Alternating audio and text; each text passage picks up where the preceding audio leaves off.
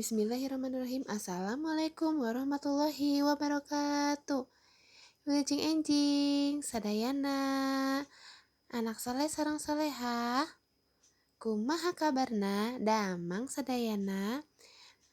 Nah, ketemu lagi sama Bu Fitri di pembelajaran Bahasa Sunda kelas 3 ya.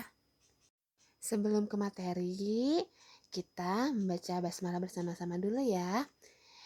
Bismillahirrahmanirrahim. Nah, setelah kita membaca basmalah, kita ke materi. Sudah siap anak soleh soleha? Anak soleh soleha sekarang pembelajarannya berarti tatap pembelajaran online terakhir di semester 1. Nah, jadi minggu depan kita sudah mulai masuk pas penilaian akhir semester. Anak soleh soleha boleh dibuka buku paketnya halaman 138. Sudah siap? Yuk kita mulai ke materi.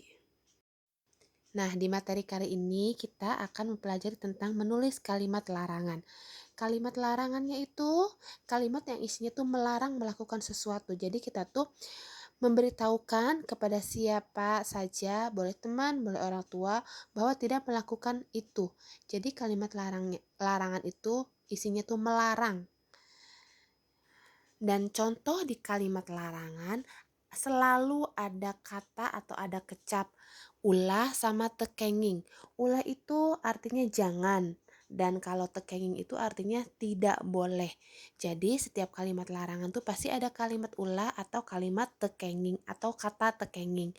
Dan biasanya di akhir kalimat selalu menggunakan tanda seru. Anak soleh-soleha boleh sambil dibuka ya, sambil dibaca, contohnya ada di halaman 138. Nah, Ibu Guru ada salah satu kalimat contoh kalimat larangan. 1. Dimas ulah ulin bae. Tanda seru. Dimas jangan main terus. Berarti kan kalimatnya tuh melarang bahwa Dimas itu tidak boleh main terus. Contoh kedua. Pamupus abdi tekenging dicandak. Pamupus saya tidak boleh diambil. Sama kalimatnya itu berisi larangan.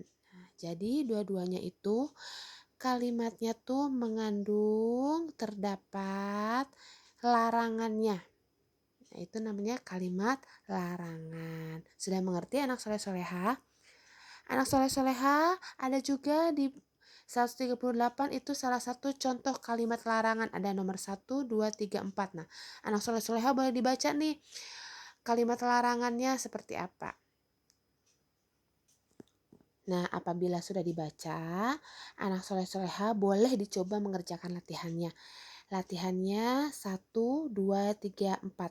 Anak soleh soleha tinggal melengkapi dengan kata yang selalu ada di kalimat larangan. Nah, tadi sudah dikasih contohnya sama Bu Guru.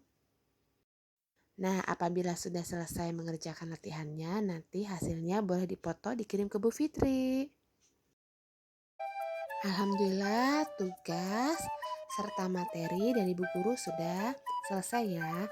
Nanti anak soleh-soleha boleh diingetin kembali untuk materi hari ini kalimat larangan.